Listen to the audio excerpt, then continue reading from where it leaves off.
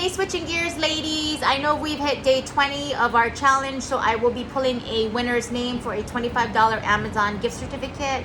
I will be pulling that later. Also, stay tuned for tomorrow's Monday 5-minute Metcon, which I will also be posting on our Facebook group in a separate thread. What I want to come on is talk about where you are at. You know, we're in 20 days already. We are already about 75% done, and this is where the work counts, because this is where positive habits that are sustainable are firmed up in our brain and on our schedule. So I know how you might be feeling. Some of you had stuff coming up, emergencies, family takes priority over a 30-day challenge. Of course, I totally understand. What I don't want to happen is, if you feel like you are so far behind, you don't have the energy or the time to get back on track, to do all the things to be able to catch up, you're overwhelmed and you're just feeling like you want to give up, that's what I want to stop you from doing. I want to intervene and tell you how you can get back on track.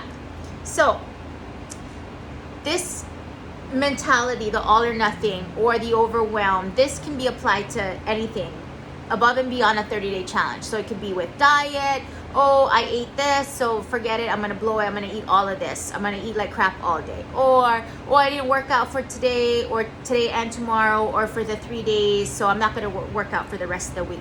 All of those kinds of mindsets, this all or nothing or this extremist mindset, also sets us up for failure, because we always expect for us to follow through and be perfect. So if we can change our mindset to think about give yourself grace, not always focus on perfection, but the little things, the little forward progress steps that we can make, those little steps turn up to be big steps, which is why I even developed switching gears in the first place. The 30-day challenge is very minimal steps. It takes very minimal time. All it requires is for you to look at the day, do the thing, and post that you did the thing. And that is just habit building, repetition, repetition, repetition. So if you are currently feeling like you can't get back on track, I want you to start thinking about, of all the things that maybe you are behind on, what are the few things, 1 to 2 things that you can fit back into your life right now. So maybe you have a disdain for the Metcon days or the push-up and wall sit and plank days. You just like can't get through it because it just like drives you nuts, because you just absolutely hate those exercises.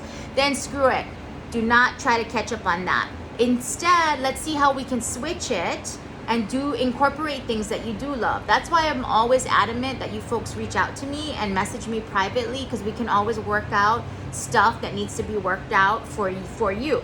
So focus on 1 or 2 things that you actually enjoy doing, whether it's the meditation days, it's the setting your intention days, it's the Zoom Friday, Pauhana days, and try and fit those back in.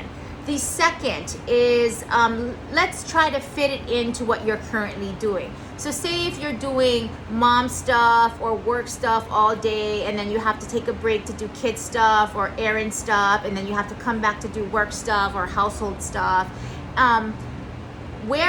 Think about where can you do this 1 to 2 things, that you love to do, where can it be fit in with your current behavior?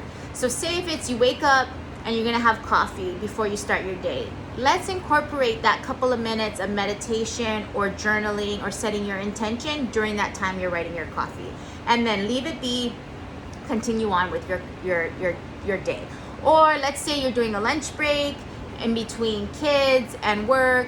See if you can do, 1 minute of the 5-minute Metcon, or one of the exercises on the Wednesday plank, push-ups, wall sits exercises, and break it up throughout your day if you don't absolutely hate doing those things, if that's a part of your list.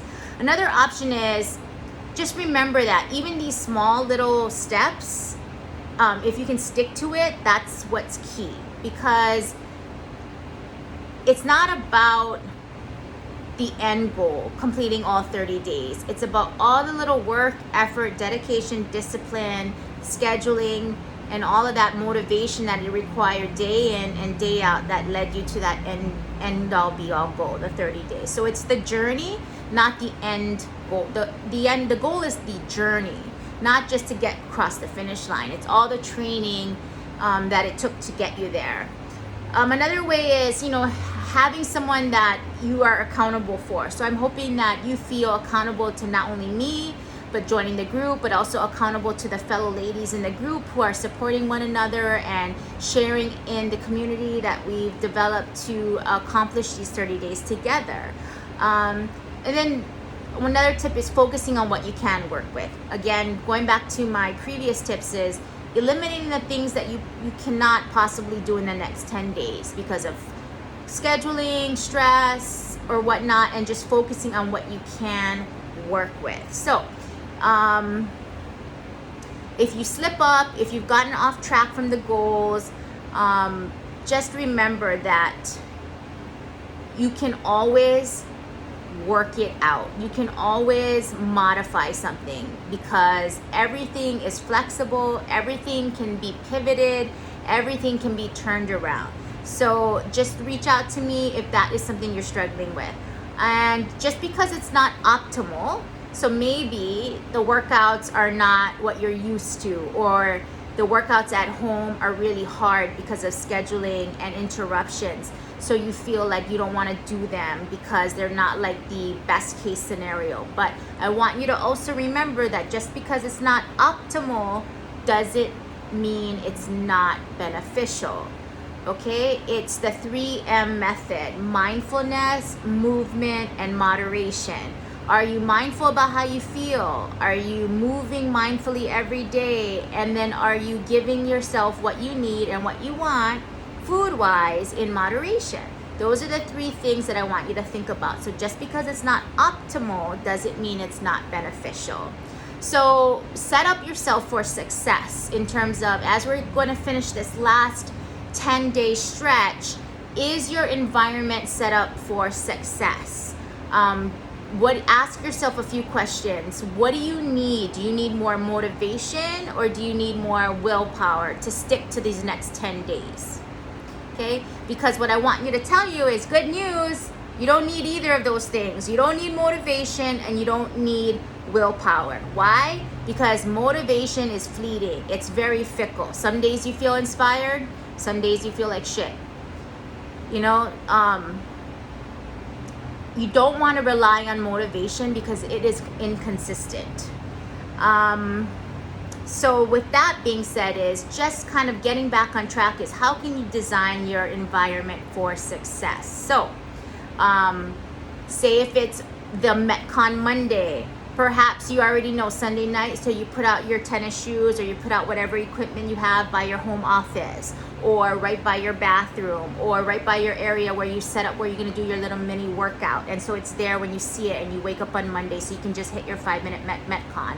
Or perhaps you have your journal out in your meditation space and you leave it out there for the Friday or Sunday intention setting days, and so that it's a reminder for when you're going to do your 5-minute. It's already out there. You see your journal, you sit down, or you play your meditation music, you look out your window, you look at the view, and you kind of already are like in that mindset to do the thing. So just designing your environment for success. And then at the end of the day, you have to just care, right? It sounds so simple, but you have to make sure that the habits that you're trying to stick to are actually important to you. So like I said, the habits that I've included over the 30 days rotate between this 3M method that I believe in: the mind, the movement, the moderation. So you have to kind of think about, that's why we set those goals in the beginning, what you hope to achieve over the next 30 days. And you sign that agreement with yourself to commit to at least doing a little bit of self-care every day for 30 days. So sometimes forgetting your habit or doing the thing is not a sign that it's not important to you. Most of the time that's not true, because you only have so much energy in the 24 hours you're given in a day to devote. So it's very easy for us to neglect our own self-care to cater to and tend to everything else in our life. So I want you to always go back to that agreement that you signed, and that in your mindset that these were things that you cared about, that you wanted to devote time to invest in your self-care, to keep up positive and consistent and sustainable habits for the rest of your life. So always keep that back in mind. And in any event, don't beat yourself up for it. Change can be hard. In the beginning, your healthy habits, you're gonna take 2 steps forward, 1 step back.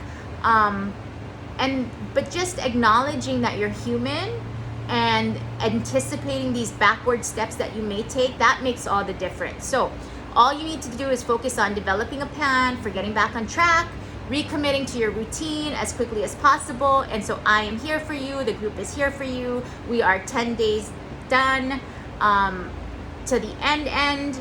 And so let's finish strong. Okay, so if you need to reach out, please message me here. Let's talk about it. If you need to figure out where you are in terms of the list for the day 1 through up to now, if you're behind, I have the list too, so you can just message me.